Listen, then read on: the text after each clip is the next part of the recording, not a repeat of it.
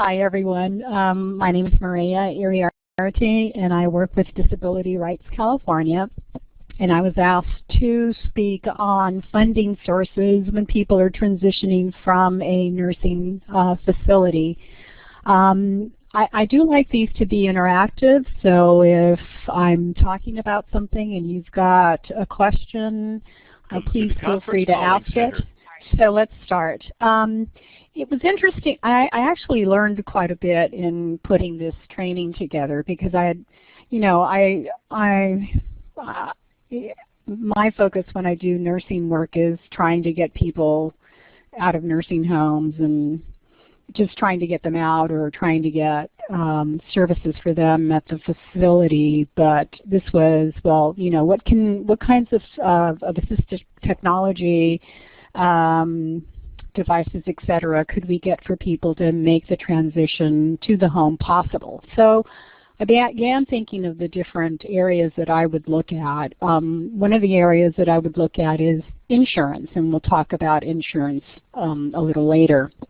Also, I would want to know if the client is a client of the regional center, because there are obligations under the Lanterman Act to provide assistive technology to clients of the regional center. So that would be another question I would ask.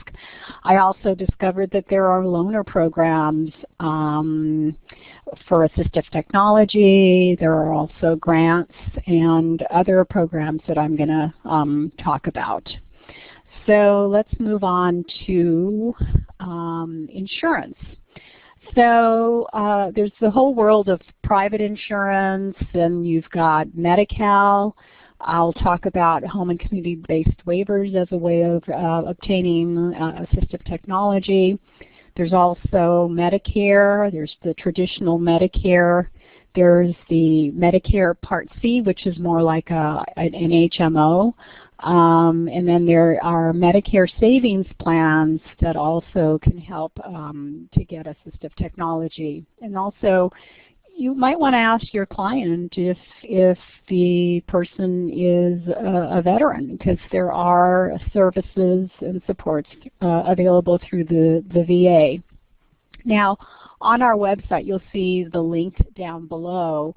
We have publications on all of the stuff I'm going to talk about. So you don't have to worry about taking detailed notes.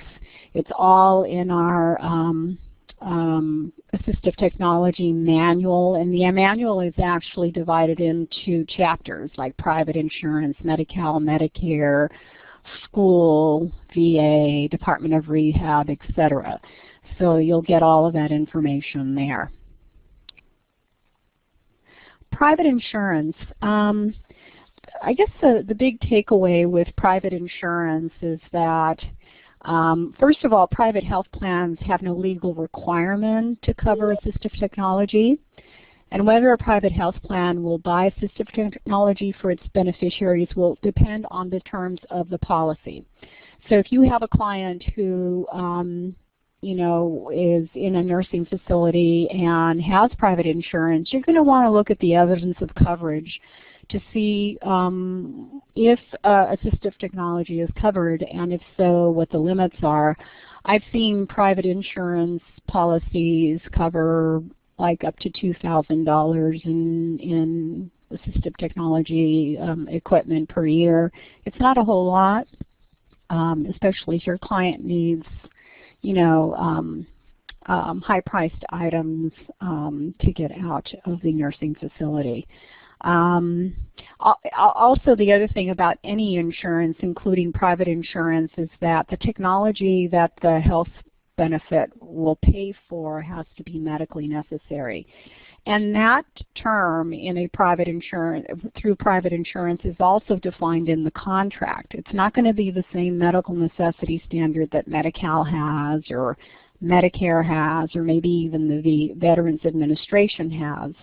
And typically the definition of medical necessity will say that the requested service or equipment must cure or alleviate a medical condition, reduce pain, or help maintain or obtain more normal function. So it's going to be very important to look at the evidence of coverage for both, if there's coverage, secondly, what the medical necessity standard is.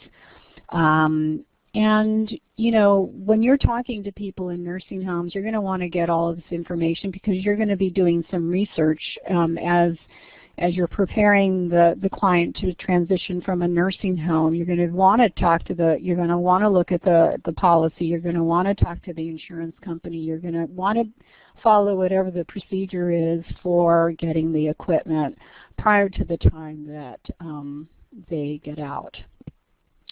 And I'm going to stress this again later, but it's really important to work with a discharge planner at the nursing facility. Typically, they know a lot about resources in the community and can help the transition be successful. I don't know if any of you have had experience working with discharge planners, and I'd be interested in knowing if you have and what your experience has been. Now we go to the world of Medi-Cal. So I know that you had a training before on getting assistive technology in the nursing home, and Medi-Cal also can provide assistive technology to get out and you know, go back home. What you have in this slide are key concepts that I just want you to kind of know that are there and that they're important to consider when you're looking into Medi-Cal and whether or not you know, your client can get assistive technology through Medi-Cal.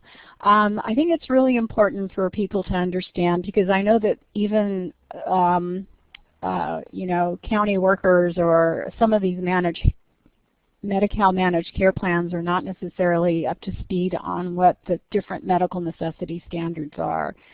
And there's a very different standard for children, for adults, and for people living in nursing facilities. So, but when you're evaluating someone in a nursing facility to get out, you're actually, and it's an adult, you're actually going to be looking at the adult medical necessity standard, and you're not going to be looking at the standard medical necessity standard for someone living in the nursing facility, because now you're wanting to get people out of the nursing facility, and so what is that standard? For children, it's you know, the services need to be necessary or to correct or ameliorate defects in physical and mental illnesses and conditions discovered by the screening services. The adult standard is that state law defines medical necessity as those services, medicines, supplies, and devices necessary to protect life, to prevent significant illness or disability, or to alleviate severe pain. So that's the standard that you would be using when you're evaluating someone to get out of the nursing facility and trying to get equipment for them. And the medical necessity standard for someone living in the facility and you want to get equipment for them in the facility is a different standard, and it's, you know, people are entitled to the necessary care and services to attain or maintain the highest practicable physical, mental, and psychosocial well-being in accordance with the comprehensive assessment and plan of care. That's a much broader standard than the adult standard, and the child standard is also much broader than the adult standard. So those are important to understand when you're evaluating, you know, someone in a nursing home and you want to get equipment for them. The other key concept is the treatment authorization request. In order to get most pieces of assistive technology through Medi-Cal that are covered, you have to submit what is called a treatment authorization request. It's the acronym is ATAR, and the TAR has to describe why you need the assistive technology device. And you also, along with the TAR, you also need to provide medical justification from a doctor, or if you're looking for, a device that will help you speak, you're going to want something from a speech and language therapist. Someone with that expertise that talks about the disability and the functional limitations, why the device that you're asking for meets the medical necessity standard. For example, is it necessary to increase your independence? Is it for safety or to help you with your functional abilities? Will it alleviate the impact of a disability? And you're always, Medi-Cal will only pay for the device that is the least expensive one that will adequately meet your needs. So the doctor or the specialist will have to explain why this device is the least expensive one that meets the needs. That other alternatives were considered and rejected, and why. If there's any information that you have about the device that you're asking Medi-Cal to pay, attach it to the request. That's always very helpful. So TARs are very important. There are situations where a TAR is not necessary. And by the way, a TAR is also called a prior authorization. So if any durable medical equipment of less than $100, you don't need a TAR. Orthotic devices or repair that's less than $250, you don't need a TAR. Prosthetic devices or services that cost less than $500, you don't need a TAR. Again, this is all in our manual. You don't have to take detailed notes. Another key concept is the definition of durable medical equipment. And I didn't list the entire definition. I'll tell you what it is. Again, it's available in our manual. It's equipment that is prescribed by a licensed practitioner to meet the medical needs of the patient, that needs to withstand repeated use. It has to serve a medical purpose.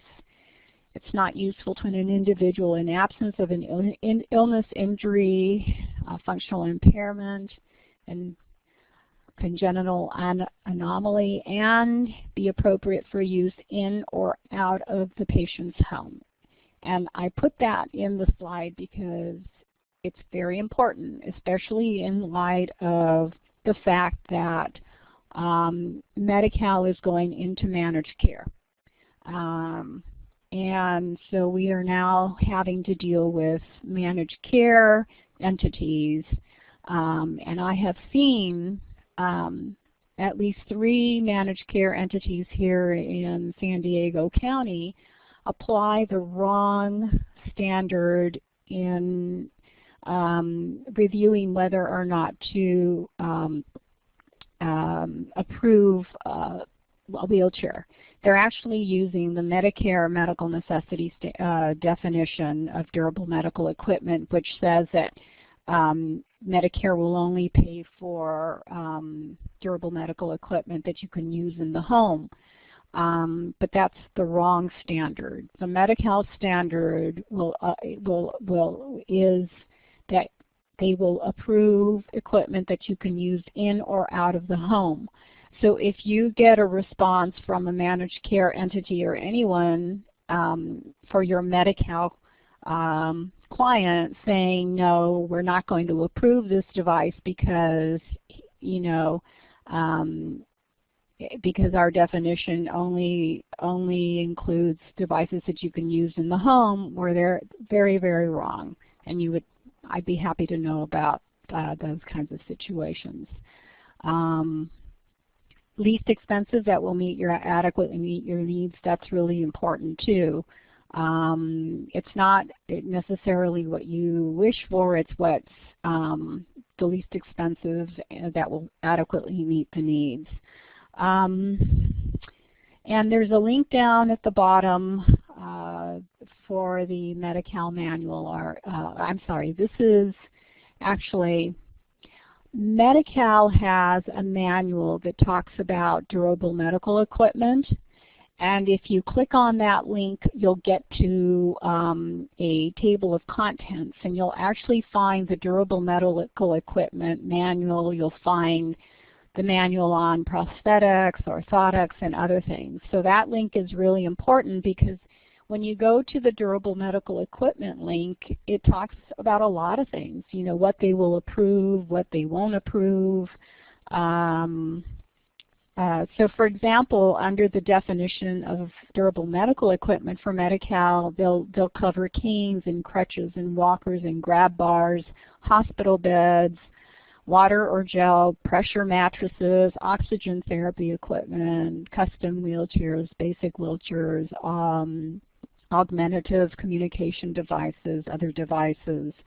And they will also, in the Allied Health Manual, they'll also talk about the kinds of things that they don't cover right off the bat. So really important to go there. And for example, things that they won't cover include household items, so items that are not primarily medical in nature, articles of clothing.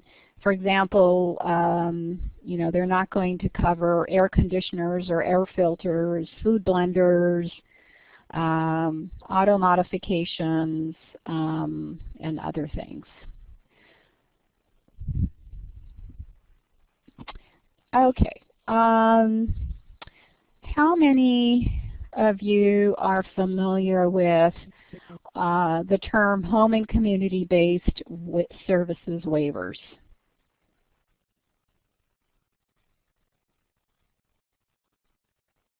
Yes, X for no and green check for yes.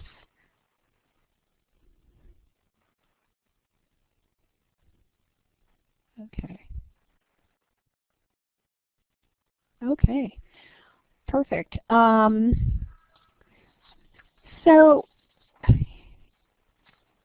the home and community-based waivers is a mechanism that allows the state of California, with federal approval, to target extra services at home to individuals who would otherwise qualify for placement in a Medi-Cal funded long-term care facility, such as a nursing facility, a subacute facility, a hospital. And so what the state of California has are called waivers, and home and community-based waivers, extra services to targeted populations, and they're waiving. The federal government has said, yes, state of California, we're waiving certain requirements.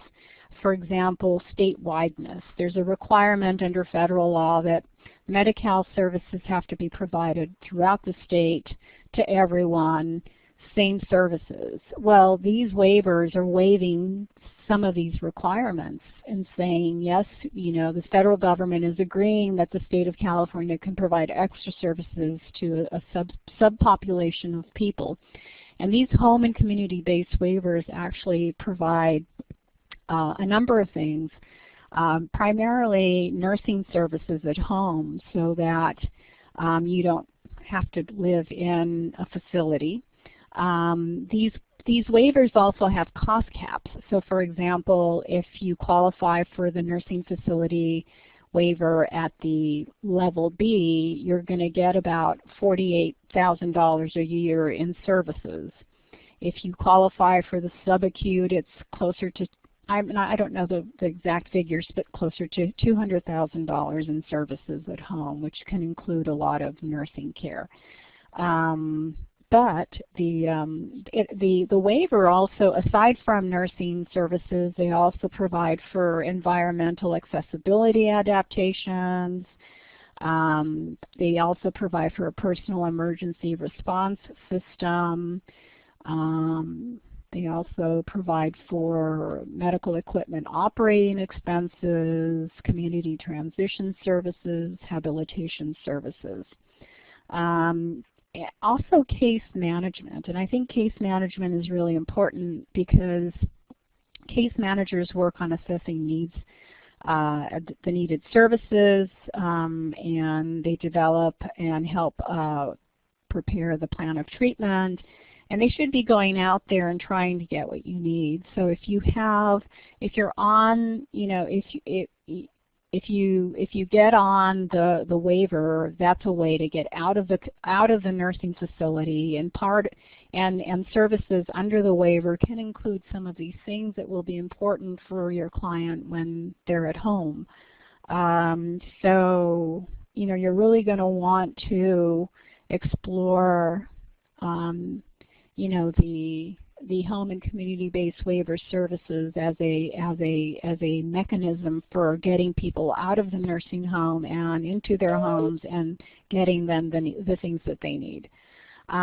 There is a link down at the bottom where you could get more information on the waivers and how to apply for the waivers. There is one waiver, which is the Level B waiver, which is like that would be equivalent to going to a nursing facility. There are waiting lists there's a waiting list for the Level B waiver, but I think the waiting list is a little over a year.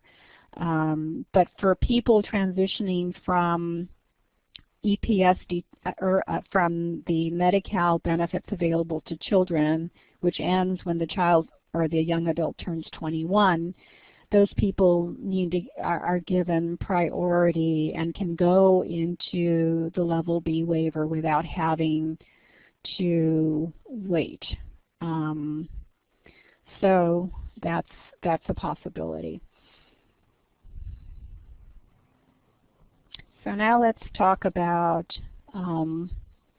Medicare as a way of getting technology to help your clients get out of nursing facilities. Medicare is a very different program than Medi-Cal. You know that people can have both Medicare and Medi-Cal. And people can even have Medicare, Medi-Cal, and private insurance through work or otherwise.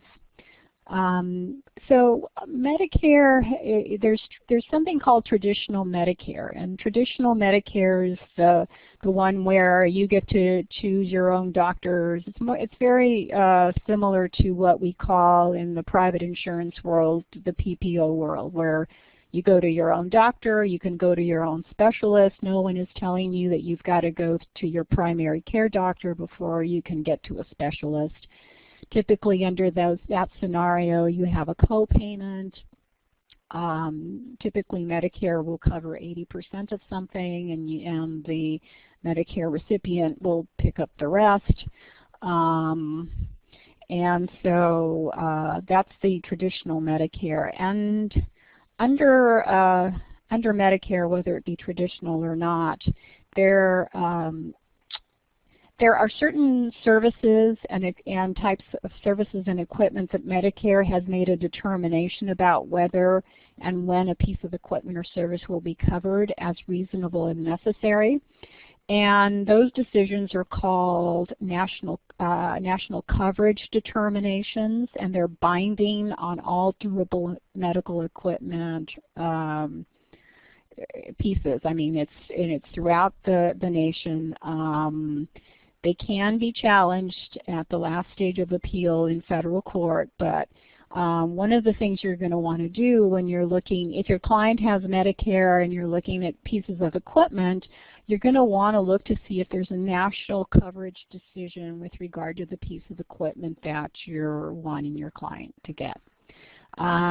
There's also something called the local coverage decision, which is the U.S. is divided into regions, and so you would want to look at the local regional coverage decisions that to see if there's anything in the local coverage decision that would apply to the piece of equipment.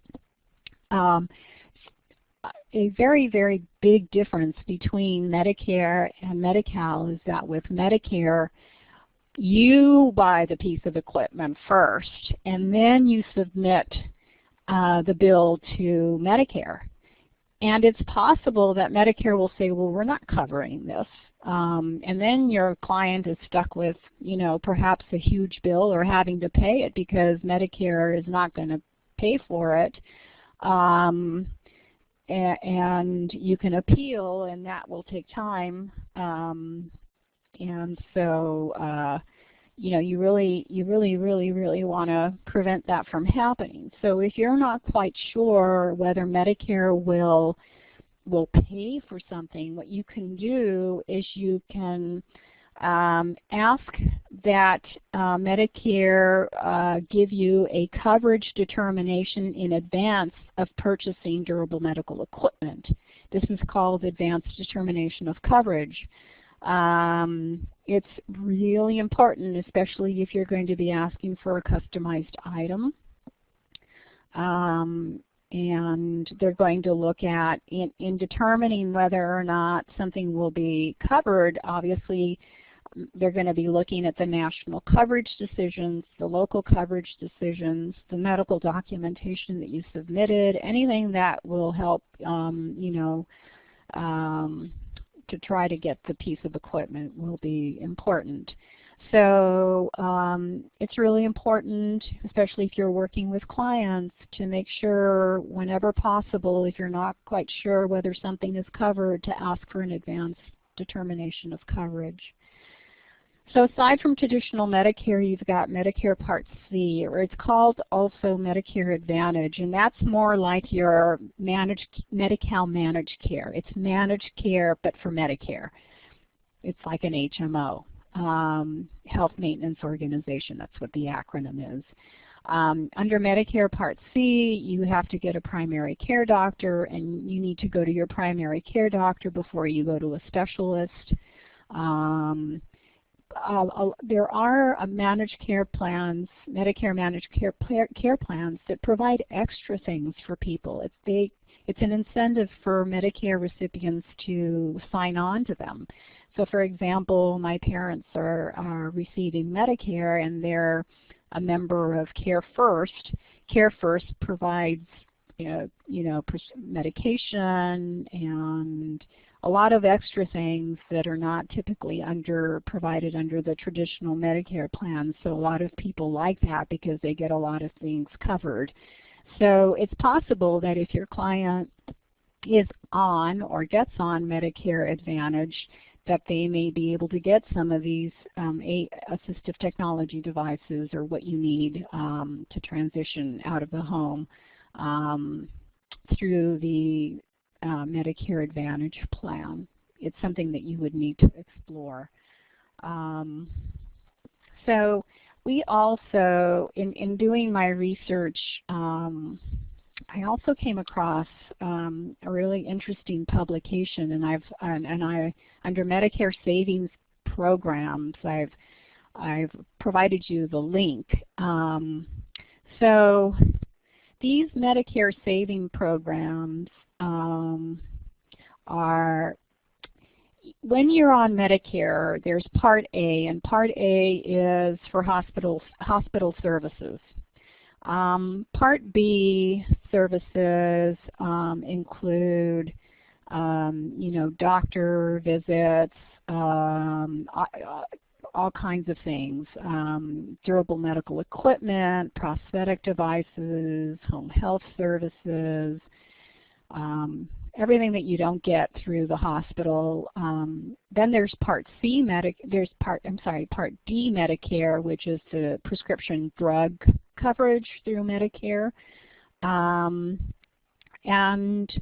Medicare Part B, for example, has a premium that people are responsible for paying every month. And that premium, I think, is over $100 a month. And there are also some co-payments and deductibles that need to be met under Part B. So these Medicare saving programs can help people pay either their deductibles, their co-pays, or the premiums they pay every month.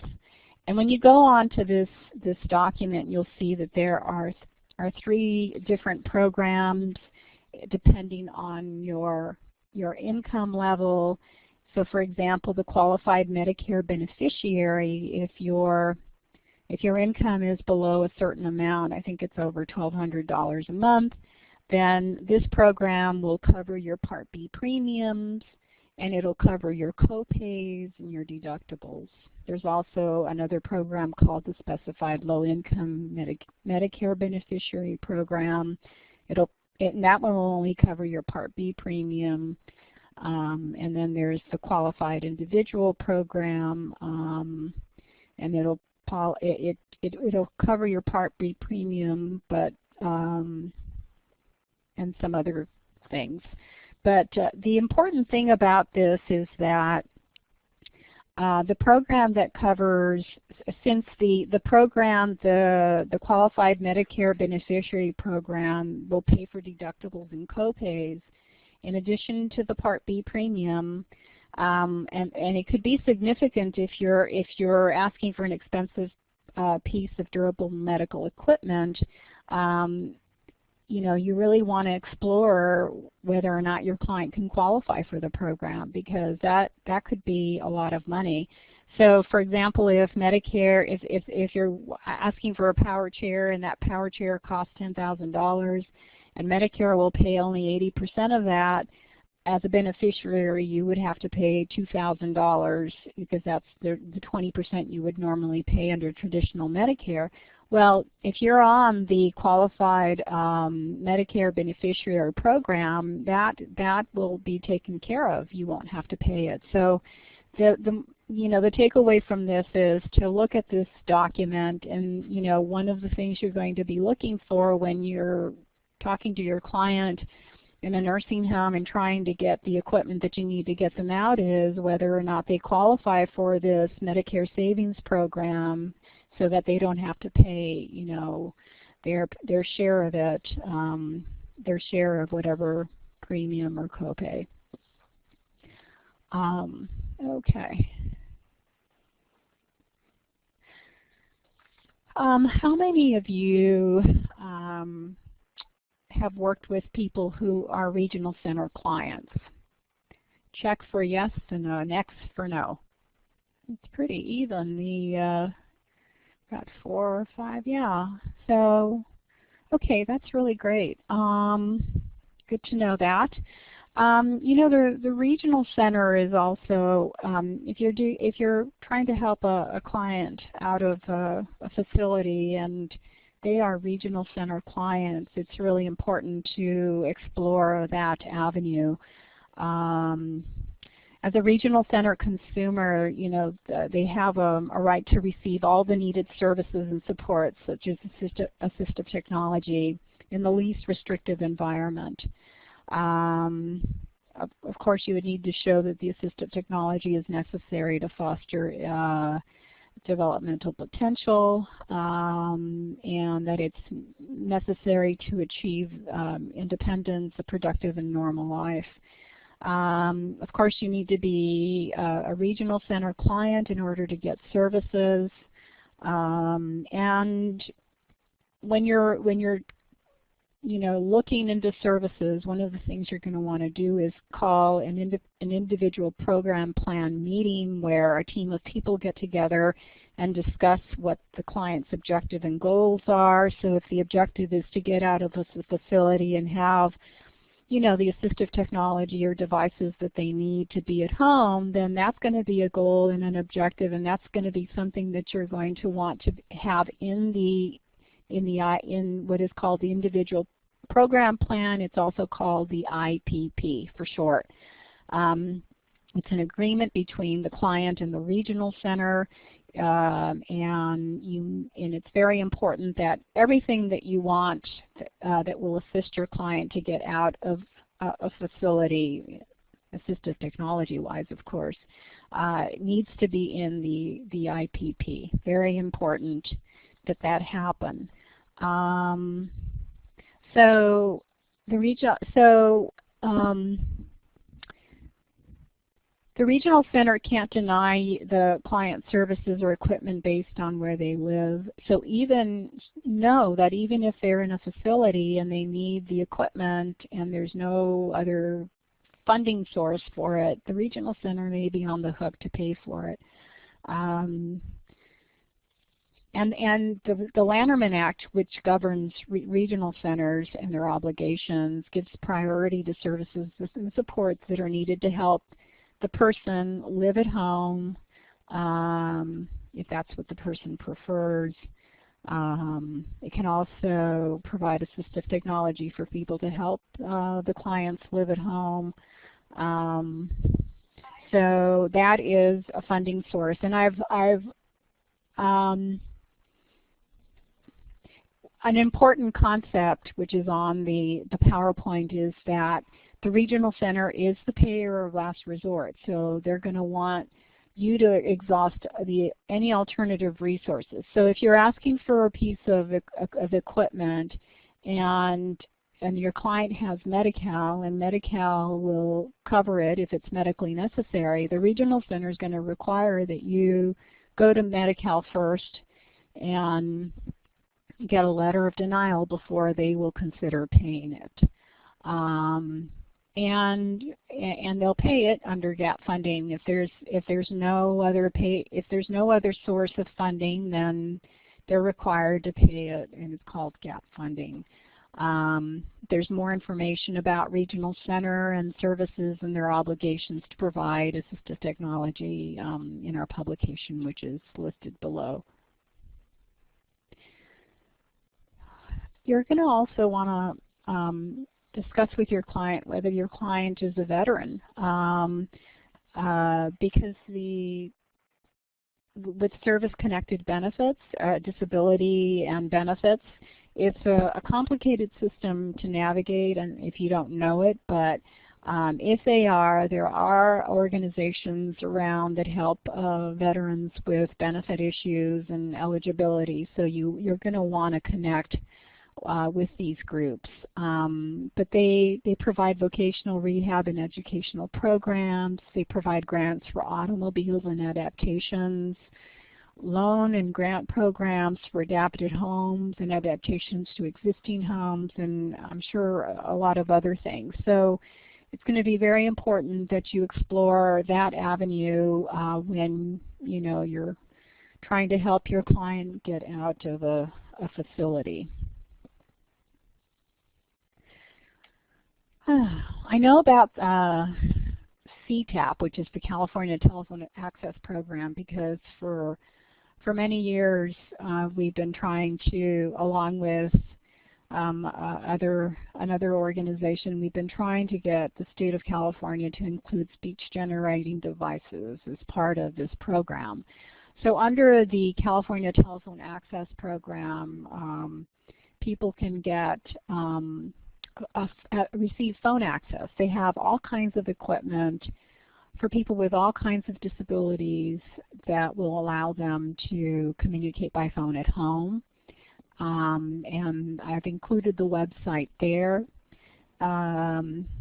There's Senate Bill 129, which says that the California Telephone Access Program is to include speech-generating devices, and that's in the works, but it's supposed to start hopefully in January of 2012. So if you want more information on that, you can just Google Senate Bill 129 and it'll talk about what's going on with regard to that. So that's a way to get telephone access through this program.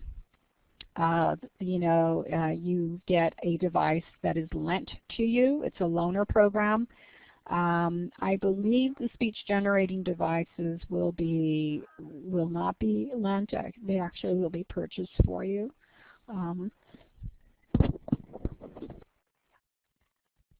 You'll want to go there to that link for more information. I think you guys are very familiar with this program. This is through the Department of Healthcare Services. So in January of 2007, the California Department of Healthcare Services was awarded a special federal grant to implement a Money Follows the Person rebalancing demonstration. In California, it's called the California Community Transitions Demonstration Project, and it's available through September 30th of 2016. You guys must know of this because actually when I looked at the lead organizations, I saw all of the independent living centers. So you guys are actually doing this work. Am I correct? Yeah. I think it's wonderful. I know I'm here in San Diego, and I know Access to Independence has done wonderful work in getting people out of nursing homes. So I do have a question for you who are aware of this program. Is each independent living center given a certain amount of money to work with? Yes or no? If you know.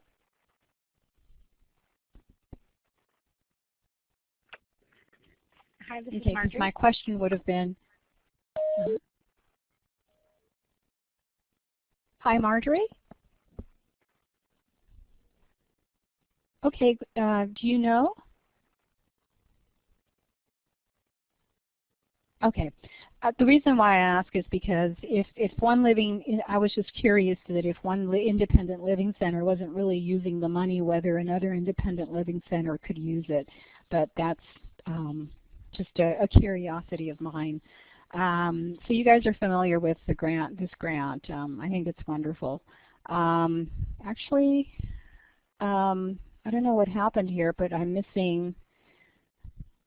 Okay, hold on, people. I'm sorry. I think I'm. Okay, here we go. Let's go back to. I think I went ahead of myself. Other programs. This is what I found to be so interesting when I was doing my research.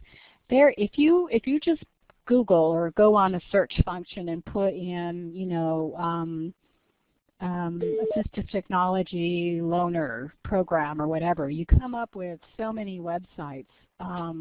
So what I've done in the next couple of slides is that I've actually put some of the websites that I found. So for example, you've got Pass It On. And when I went to that website, there were about 15 different organizations or programs that provide, you know, assistive technology devices. For example, there was the AT Equipment Recycling Program. That's through the Center for Independence of the Disabled. AT Recycling Program through the Freed Center for Independent Living. There was a free loan of durable medical equipment through an organization called Convalescent Aid Society. A program called Giving Program through Able People Foundation. So you can just go there and find all of these organizations that do that. I also went to Able Data, and Able Data provides updated contact information with the state's assistive technology project. So you guys are listed, you know, the Centers for Independent Living are listed as people to go to. They also list alternative financing programs for assistive technology, assistive technology loan programs, programs that are available through the Department of Rehab. They also have information on motor vehicle adaptive equipment and reimbursement programs. There's just a whole host of information. And of course you guys are very familiar, I'm sure, with the AT network. I think, wow, you know, when I started to look into that, you guys have a loan guarantee program. There's the device lending library, device reuse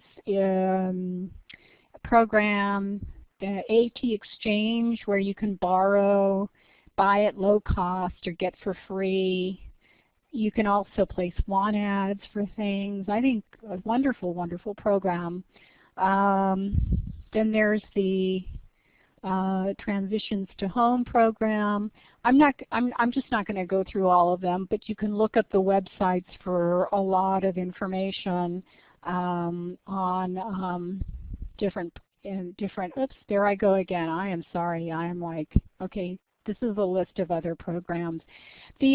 Finally, what I wanted to say about other programs is that there are charities out there that may be willing to give money. You just need to approach them. So I know here in San Diego, we sometimes send people to Catholic Charities.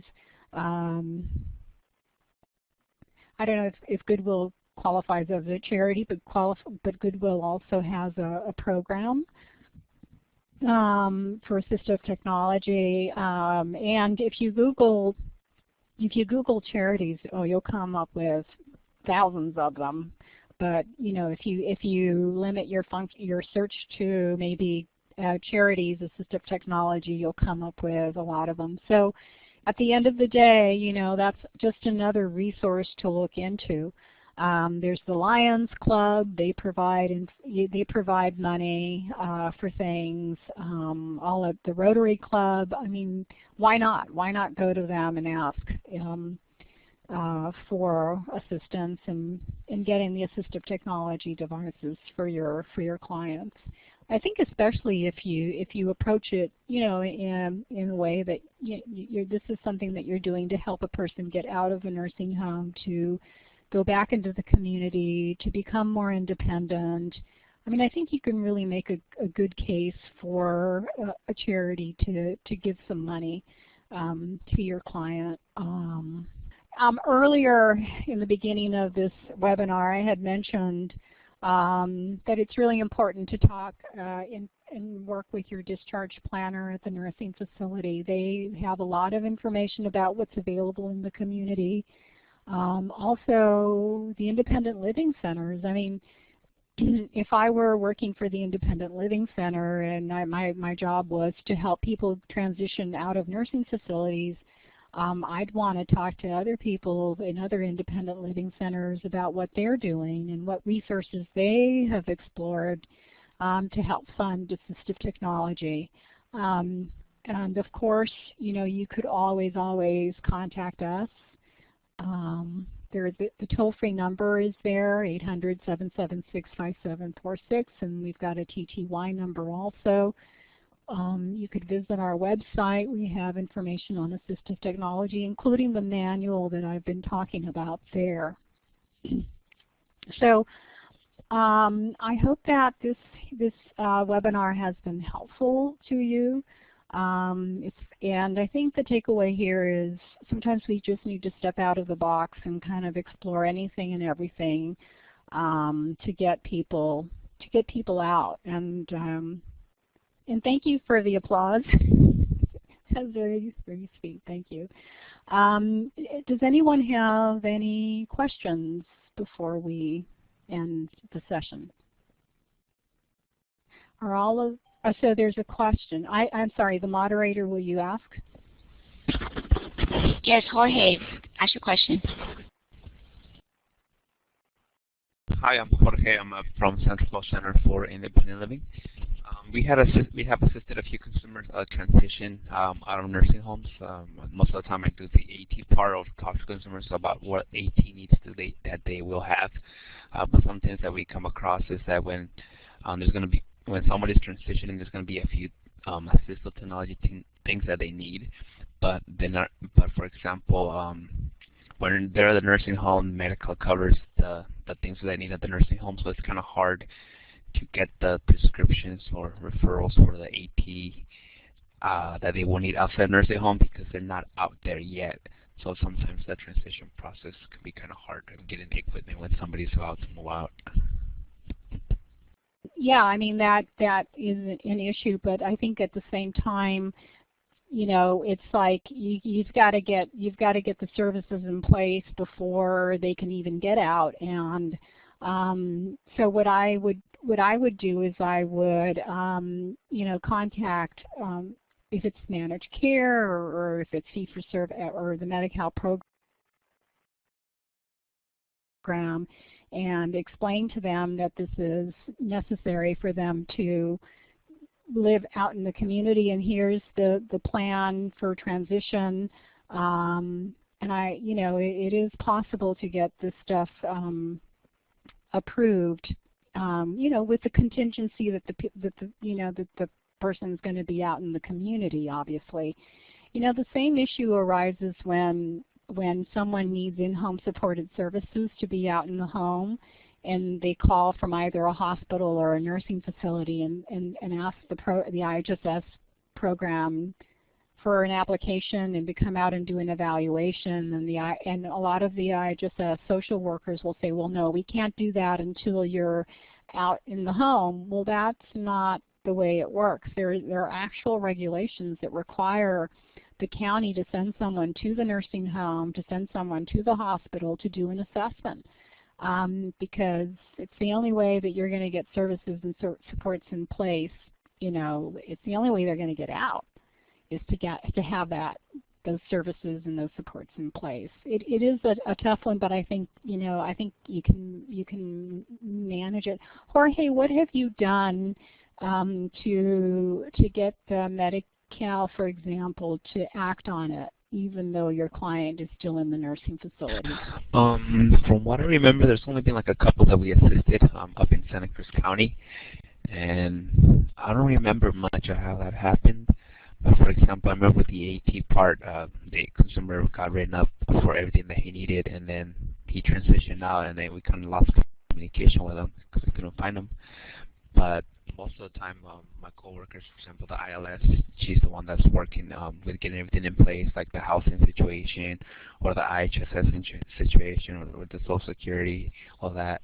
So we work that out first. We have like a packet that we do, and we work all those things out before they allow the person to move out. And also from other consumers that we're trying to transition out, is they don't want to let somebody transition out without them, having a safe place to be.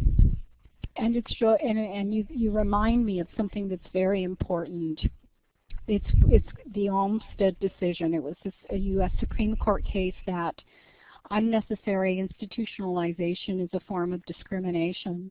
And so the Medi-Cal, Department of Healthcare Services does have an obligation to prevent people from remaining in nursing homes, if there's an ability to get out. And I think that, if they don't approve things that are medically necessary and say that they have to be out in the facility, out in the community, but they can't be out in the community without the services and supports, I think that there's a good argument for violation, like discrimination based on disability. You just can't, it's like you have to have the services and supports in place before you get out, but you can't require that the person be out before they can, the person will never get out until they have everything in place. So I'd be interested in knowing, if any of you have that kind of experience where the, either the managed care plan or fee-for-service Medi-Cal, or the state or the county says to you, no, you've got to be out in the community before we can even approve anything. That'd be an interesting thing to know. So I see here a Carrie McGill. Where can we find the regulation that says a person can be accessed in a hospital home prior to moving? Yeah, we've got it.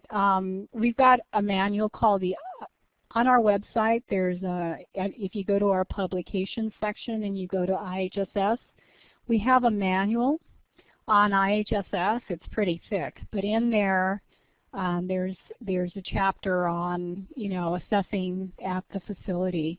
The IHSS, the obligation to do so. So it's there. If you can't find it, just contact me and I'll send it to you. It's Jorge again. You're welcome. Yeah, it's Jorge again. But overall, we have been really successful in talking to staff at nursing homes. They're really open about talking to us. Well, the ones that we talk to.